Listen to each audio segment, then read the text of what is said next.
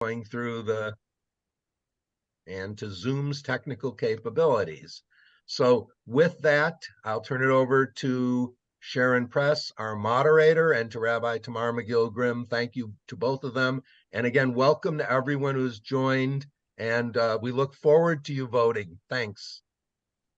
Thanks, Leonard. Thanks, Tessa, for all your technical support and acumen in getting this meeting started. It is my honor to be with all of you for the third opportunity that we've had to chat with Rabbi Tamar Magill-Grimm in preparation for what is going on right now, this vote of the congregation. We all already know Rabbi Tamar, so we should think about this opportunity as well as what we've had over the last two opportunities to hear from her in this transition space as we collectively think and plan for the future. For those of you who were with us for the annual meeting, you know that Rabbi Tamar spoke beautifully about these transition moments and moving from spaces. The structure for today is that Rabbi Tamar has some thoughts that she's going to share with us about where we are, where we're going, etc. And then we'll open it up for questions, which I will be moderating. We are asking that you not unmute and ask the question yourself, but rather for participation purposes, that we ask you remain on mute and type your question in to me. I will be reviewing those and then asking the questions, as well as I might supplement them with some other questions that came in on the other evenings, since we didn't record those and we are recording these today. If you have technical issues, please do let Tessa know by chatting directly to her, because I will not be much help to you on the technical side. And so with that, one other thing, I do apologize in advance if we don't get to ask your question. You know that there have been plenty of opportunities to talk directly with Rabbi Tamar, and those will continue into the future. So thank you for making yourself available for our third chat, and I look forward to hearing your remarks again.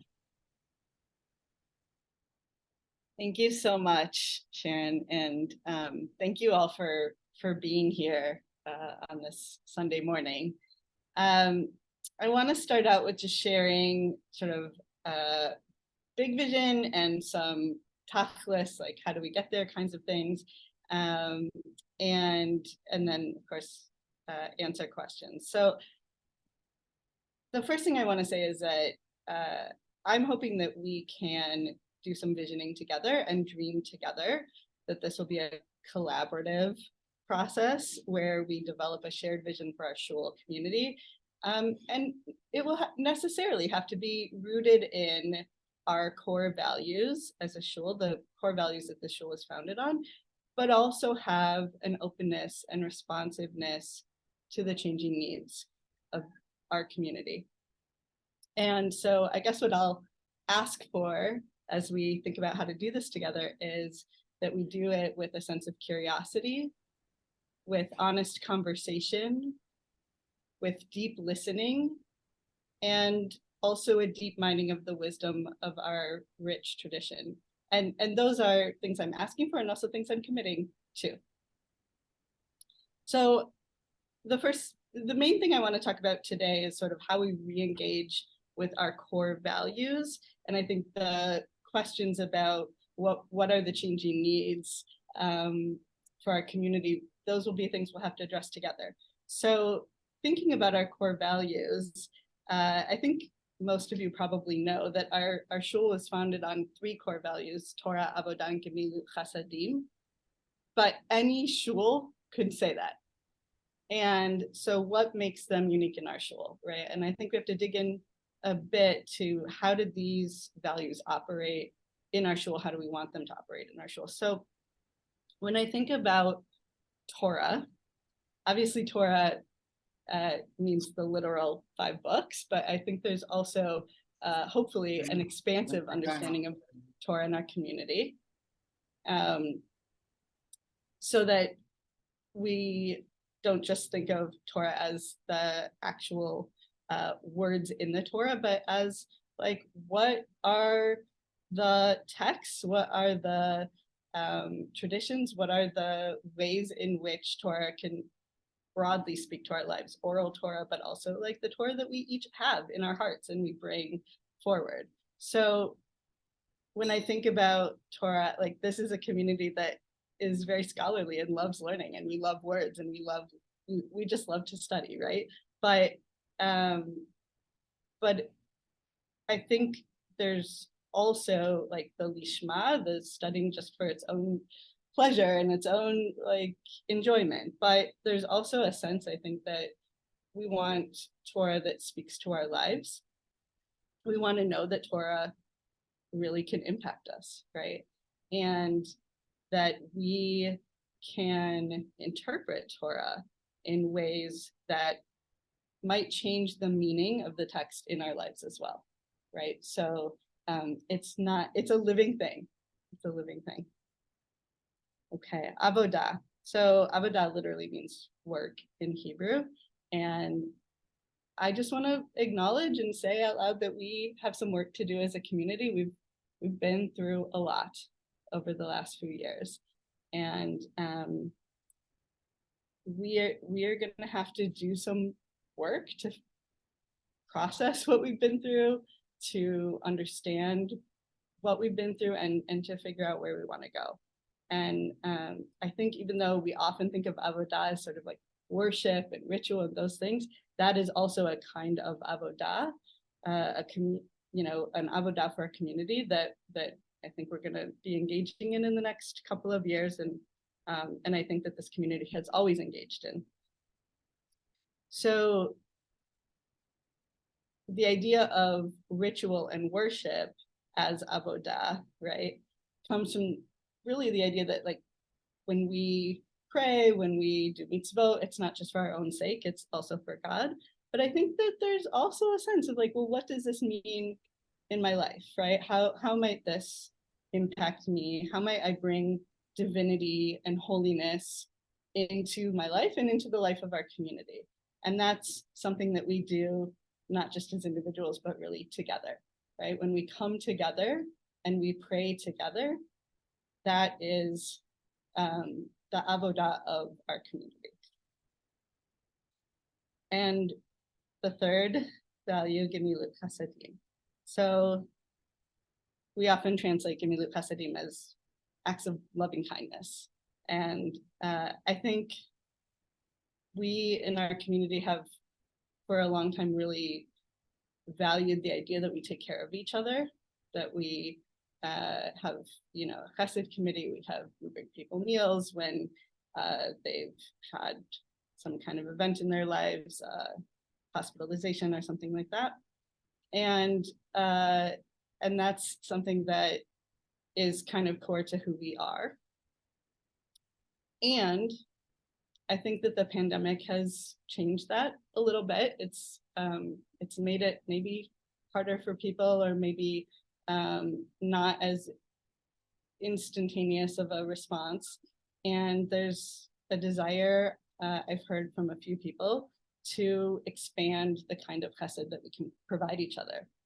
And in order to do that, we'll need some volunteer work to make that happen. But I think that there's people who are ready and willing to step up and do that. So that's really huge in our community, and as well as tzedakah and social justice, and thinking about the ways that, so there's the inward facing and there's the outward facing acts of kindness. And there are ways that we can engage in each of these three values over the next couple of years. And I think kind of even like reestablishing some of the things that maybe have fallen by the wayside a little bit, and also thinking about where do we want to expand. So a few of my like tachlis ideas for each of these areas, and then I really do want to hear from all of you. So for Torah, I don't think it's a secret that we are in a crisis of youth education in our community. Just last week, the Newman School closed.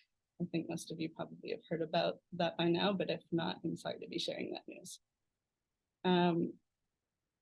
We have to really think about how education is going to work for our kids. I'm really excited that we have Rabbi Justin Held on board. He's got a lot of great ideas. He's very excited. He's worked with youth in informal education and is very passionate. And I think that he will have a vision to share with you soon. We've been talking about that. He is officially starting July 1st. So that he's kind of jumping in already, which is great. I'm hoping that we can expand our adult education offerings. Right now, most of our adult education classes are during the day, and that works fine for people who can squeeze in a lunch hour or who aren't working during the day, but we want to offer classes in the evenings for people who are working, and we can collaborate with other shuls, which we started to do already. We're offering a class jointly with Temple of Aaron, and we'll continue to do that. And we can collaborate with Hineni, which, just to head off that question, if anybody's wondering, I will not be working for Hineni anymore as of June 30th. So I know they haven't sent out an announcement yet, but my plan is to be full-time at that Jacob. And but I think they are very close to hiring a replacement, and so we'll have opportunities to collaborate with Hineni.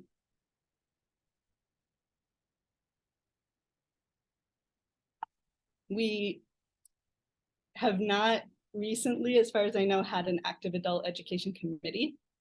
So if any of you who are on here are interested in getting involved with adult education offerings in our shul, I already have heard from a couple of people who are interested. So would love to get that going again and have real thoughtfulness around what kinds of offerings we can make available. And lastly, this is sort of like a very tiny tachlis thing, but I really personally, I miss post-Kiddush learnings. I think Shabbat is a time when, if you've already been in shul, you've had a chance to have a nice lunch, and especially in the winter, you can stick around, you can have more learning opportunity while you're already in the building. So I'm hoping we can bring back more of those and have some of the committees who used to sponsor post-Kiddush learning in our shul re-engage in that as well. Okay, so regarding avodah, one of the things I hear a lot is, and I'm not going to say specific complaints that I hear about services, which you already all know what they're going to be, but one of the things I hear is sort of, how do we find meaning in communal worship? And there are lots of ways that we can get at that, but my hope is to really look at that together. I know the ritual committee has already been asking this question and has come up with some really great ideas, and I plan to work closely with the ritual committee to keep asking that question and thinking about it together. A couple of ideas I have are not that I want to make services longer, but adding in some, because I know people say services are long, I understand, but adding in some kavanot, adding maybe some poems and some other kinds of kavanot to our service sheet. So just some small things here and there that might actually help people feel connected more to the words we say and to what's going on in our lives that's relevant, from inspiration from Torah, inspiration from our prayers that can help us make meaning out of what's going on in the world.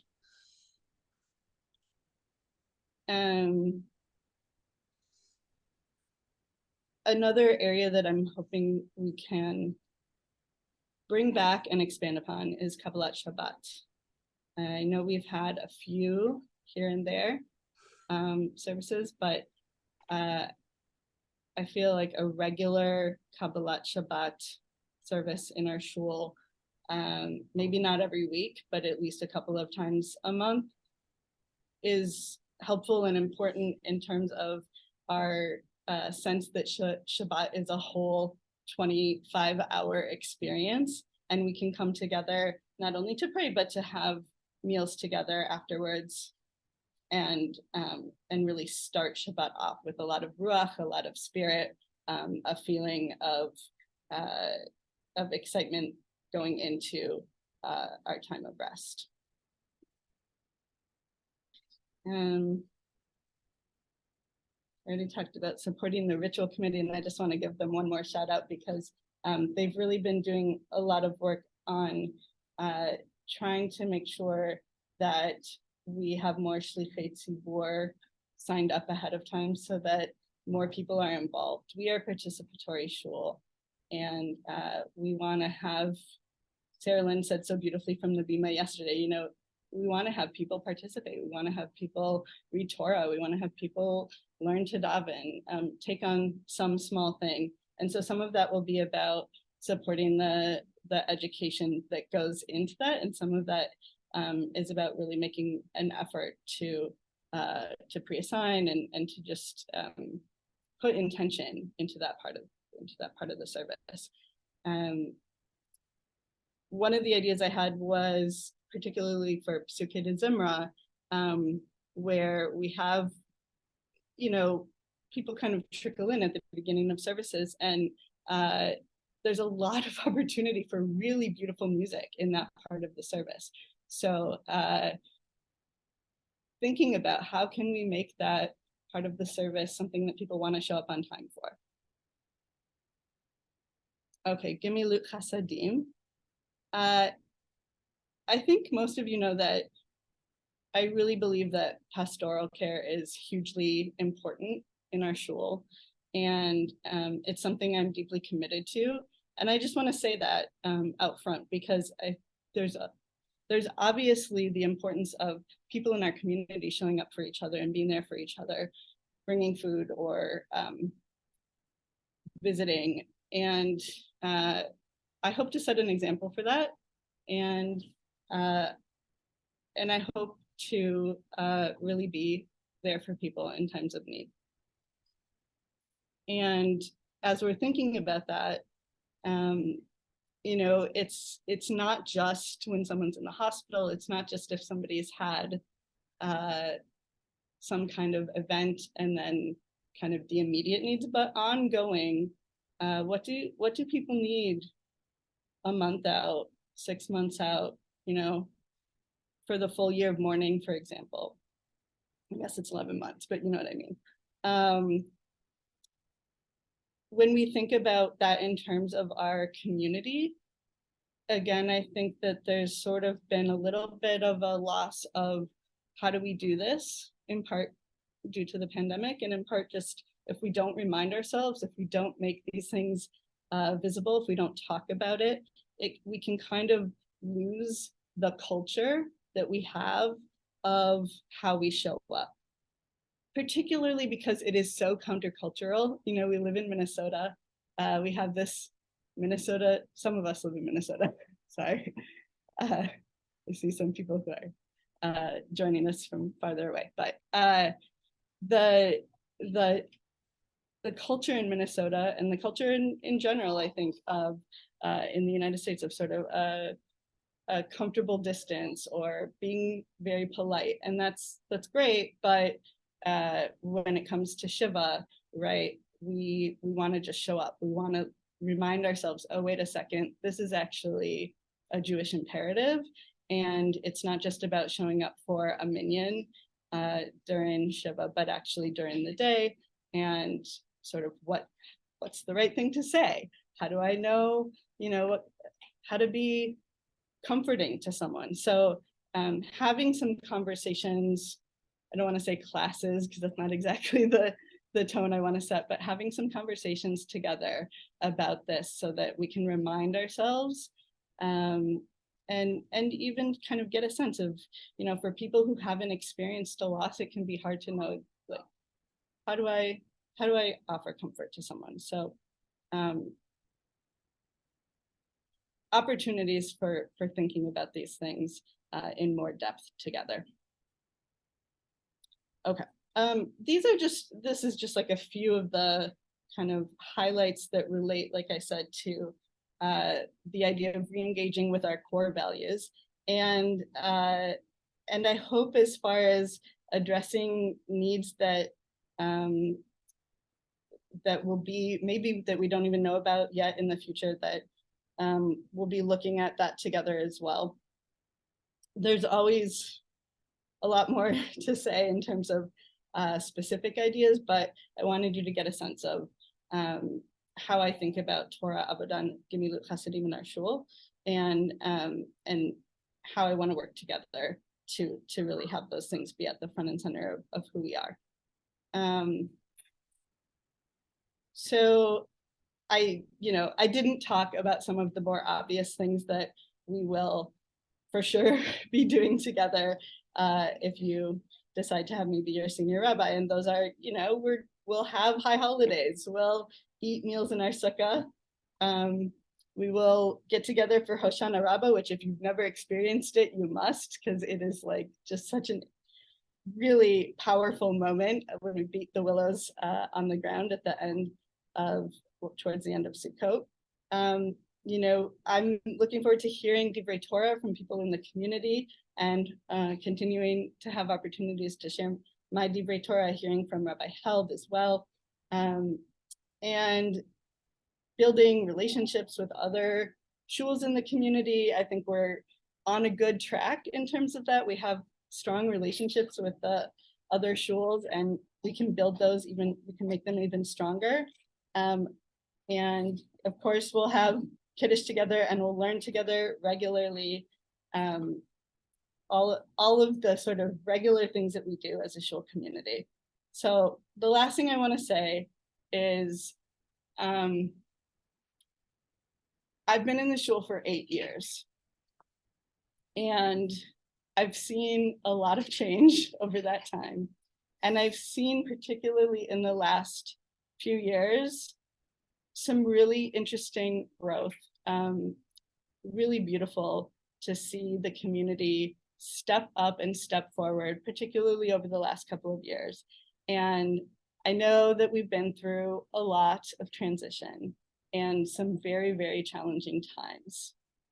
But as I've started to re-engage with the shul leadership, I've just been so pleased with the renewed energy, the thoughtfulness, the attention to process. And I'm seeing people take on responsibility for various aspects of shul life. People who have even just joined our community recently are coming up to me and saying, I really want to take on arranging rides for people when they need them, or, whatever it is. Just really inspiring to see people stepping forward at this time. And I feel really, really blessed for your partnership. And I believe the future of our shul is bright. Thank you so much, Rabbi Tamar, for sharing those wonderful thoughts with us. I want to remind everybody, if you have questions, you can put them in the chat directly to me, is what we're asking. And then if you have any technical issues, direct them towards Tessa.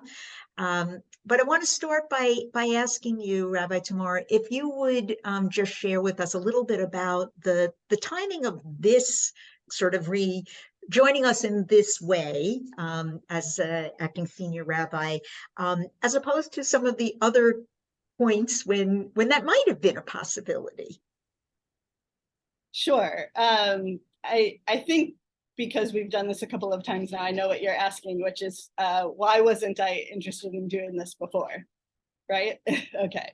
So, when Rabbi Allen retired, I was a single mom with a baby, and I did not feel at that time that I could be the kind of rabbi that I felt the shul deserved and also be the kind of mother that I felt my daughter deserved at the same time. I just didn't think that was possible, given my life circumstances at the time. And when the second time came around, when the search was conducted during the year that Rabbi Sammy was here, I also had a baby, and a lot of things had changed in my personal life. I had not that long before got married, moved to a new house, and had a baby, and it just all felt like too much for me at the time. I now have a 3.5-year-old and a 6-year-old, so they still need me, and it still will be a pull on my attention. And I feel that they're at a place in their lives, and with Andrew's support, I feel that I can both be the mother I want to be and serve the shul in the way that I think it needs to be served.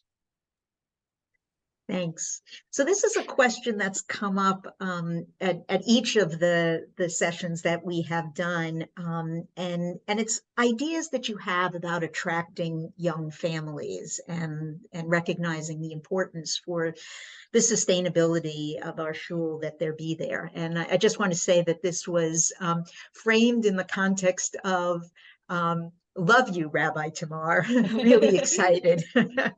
So, but it was in that spirit of wanting to know your thoughts around the young family issue.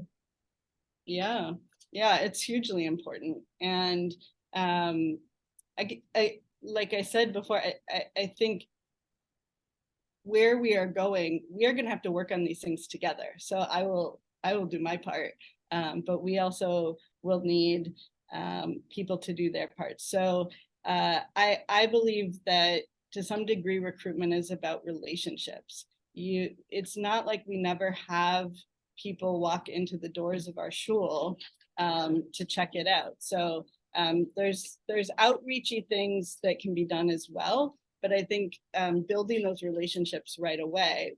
I've heard from many people that one of the things they love about our shul is that the first time they walked in, they were greeted really warmly. People said, can I introduce you to people, and helped them feel comfortable in the sanctuary, told them it was okay if their kids made a little noise, right? And that's, we need to keep doing that.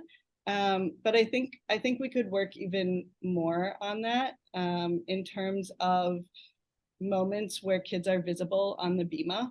We used to have more of that. The kids used to participate in the Torah parade. I know that over the last few months that has completely disappeared, and we need to rebuild that, whether it's that specific moment in time or maybe at the end of the service, whenever it is, there need to be moments when people are seeing kids inside the sanctuary as part of our community and know that they're welcome. I like to make sure to just have relationships with people in general, but I think particularly when we have new families, and we do have some new families with younger children, making sure that they, inviting them to my house, making sure that they have other people who invite them to their house, and that kind of the social connection, the sense of communal connection. But then there's also what we offer in terms of education and programming. And I talked about this at the beginning. It's hugely important. And we don't have enough children's programming at all right now. Even as like a mother with 2 kids in the shul, I want there to be more for them. There isn't, there's like 4 Shabbatot this summer where there's children's programming. That's not enough. And we need to have outside of Shabbat as well, but for, like we also need it on Shabbat when there are services. It's not to say that kids aren't welcome to kind of run around and hang out in the sanctuary, but they also need to know that we've thought about them, that we've planned for them to be there, and we want them there.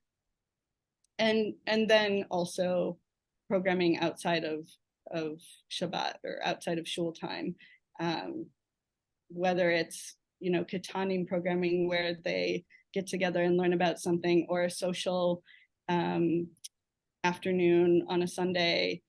Those kinds of opportunities to be with other families in the shul with kids are really important. Thanks. So this was a question that was actually asked on Thursday after we had kind of wrapped up everything, and it also came up on our first one. So, and it's a question around balance and how to, what are the challenges that you think that there will be? What are the ways that we as a congregation can support you to strike that right balance of being accessible to all of us, but also maintaining your life and your life balance? Yeah, it's a real challenge for all rabbis, and particularly rabbis with children. But you know what? I think I will just say for all rabbis, because even if it's a matter of self-care, that's also important, right? The way I see it, there are certain aspects of taking care of the community that are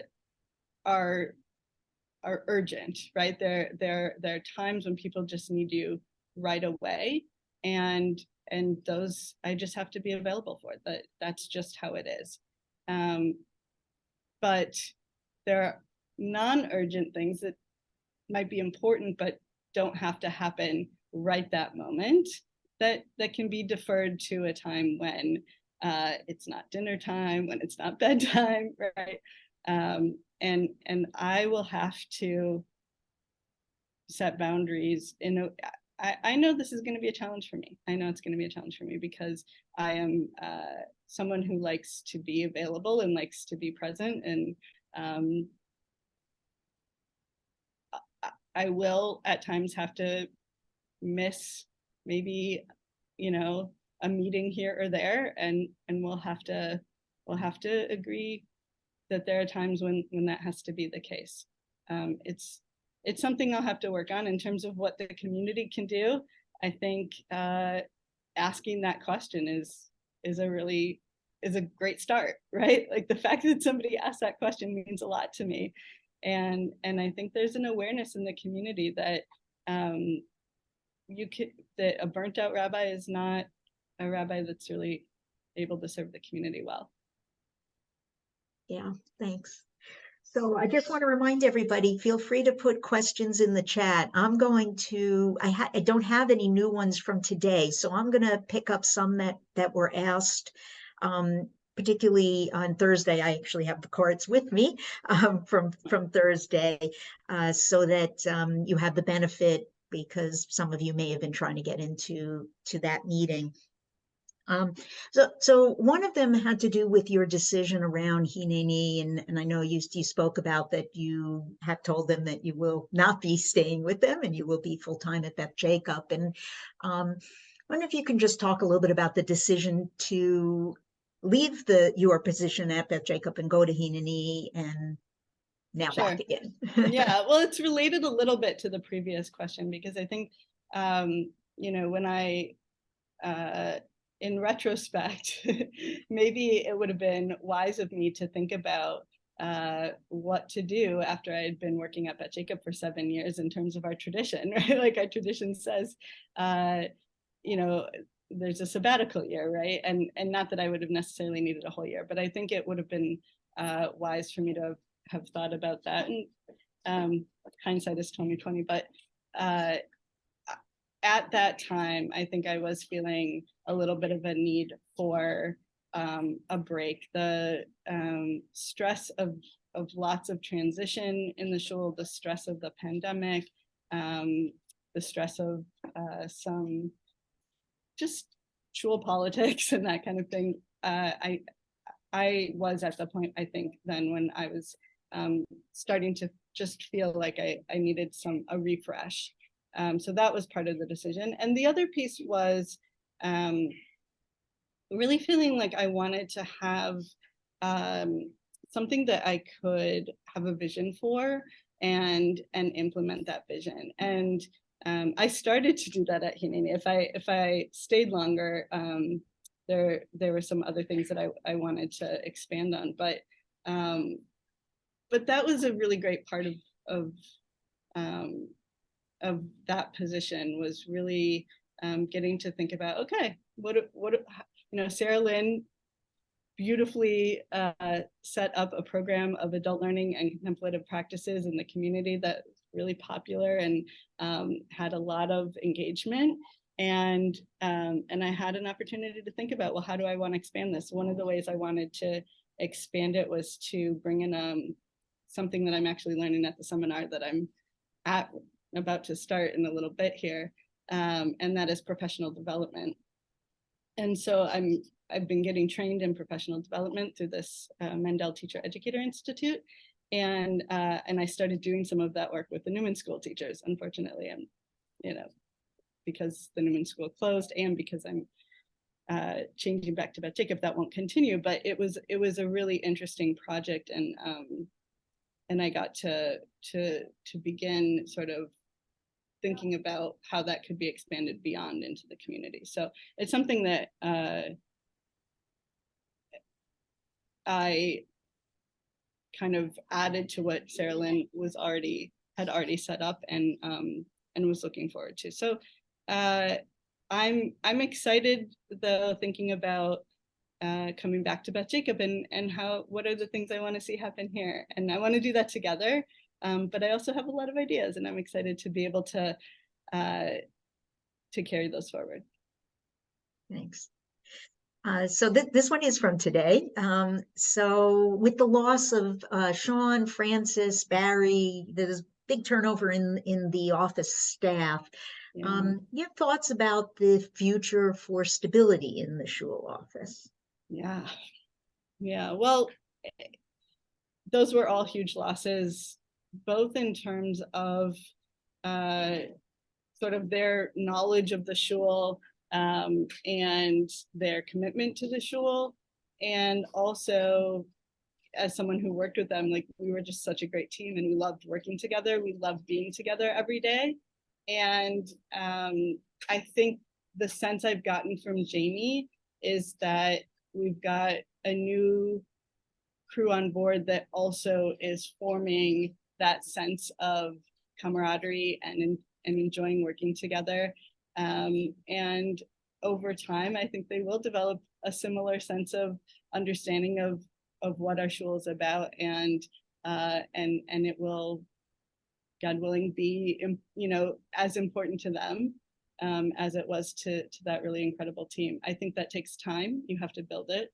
And as far as I know, the people who are in place now plan to stay, and it's a good group of people.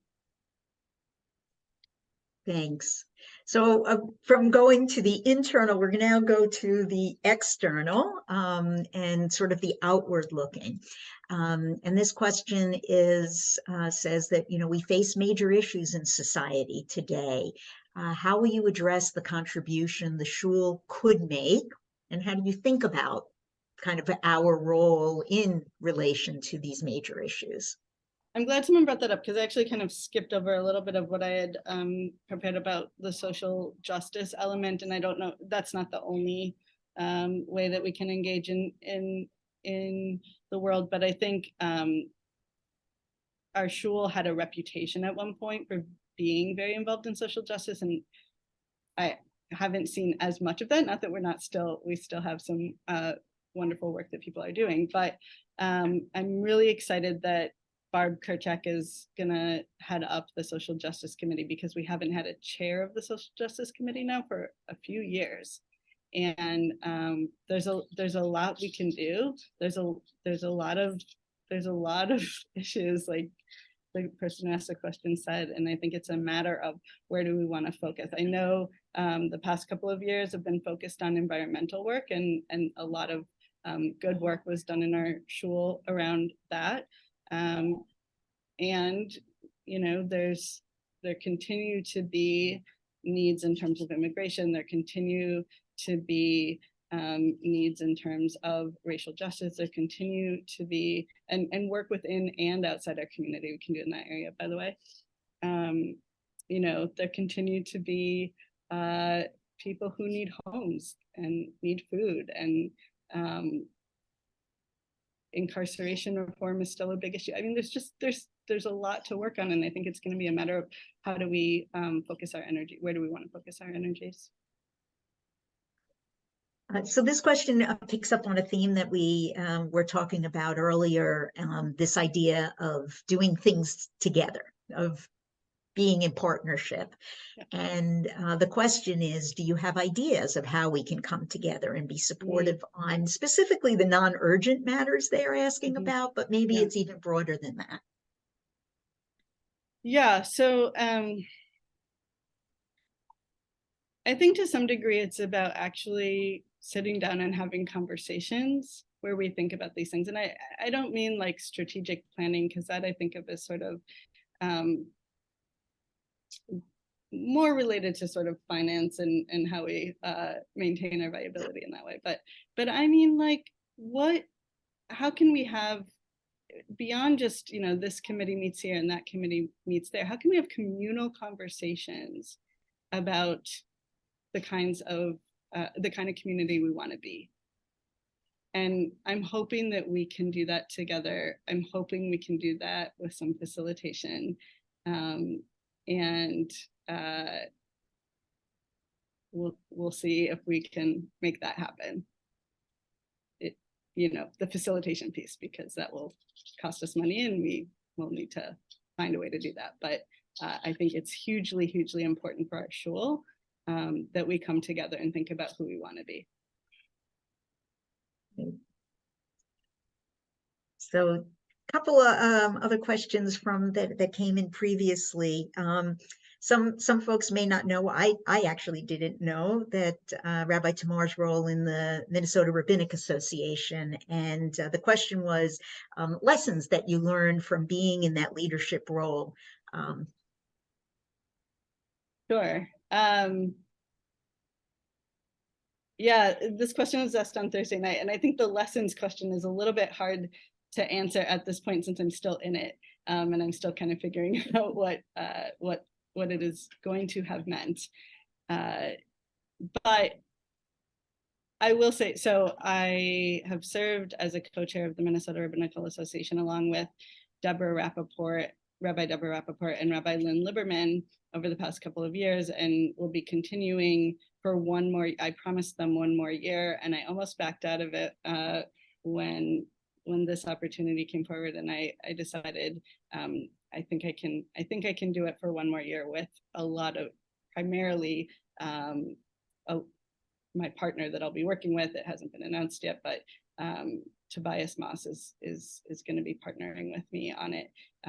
Most of the members of the Minnesota Rabbinical Association already know, we just haven't actually voted on it. So, but that will be happening. And I guess if I had to think about a lesson, it would be that we really have amazing rabbis in the Twin Cities. And when we work together, we can really have an impact. And there's both for the MRA as well. There's both the inward facing and the outward facing. And I think one of the most powerful things we did over this last year was actually an inward facing that becomes outward facing. And that is, we had a half-day retreat on end of life issues.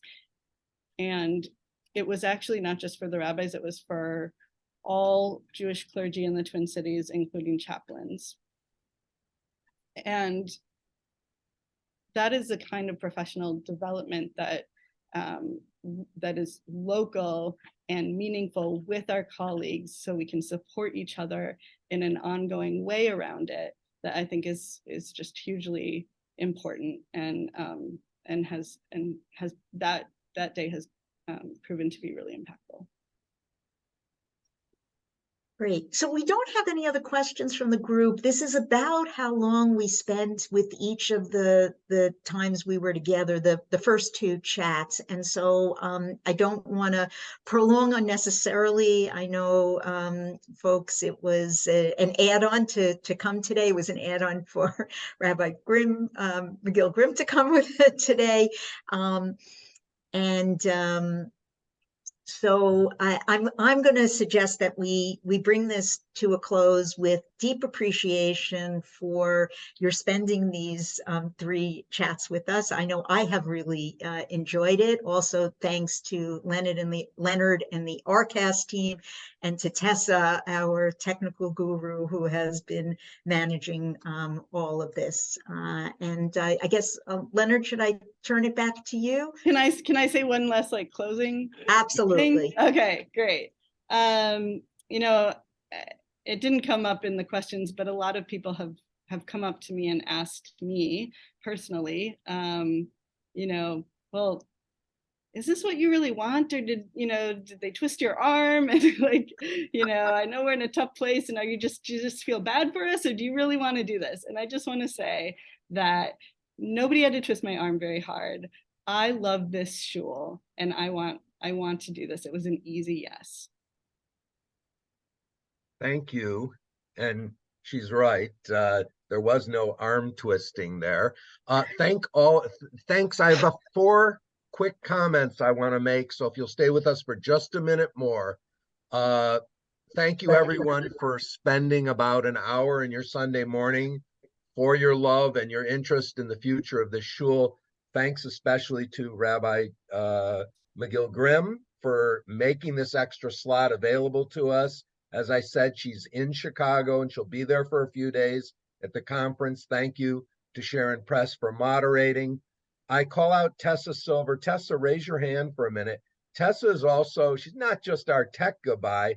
Tessa is a vice president for Avodah Work, and she is the secretary who will be supervising the counting of the voting this afternoon. And finally, Urit Ackerman, please raise your hand.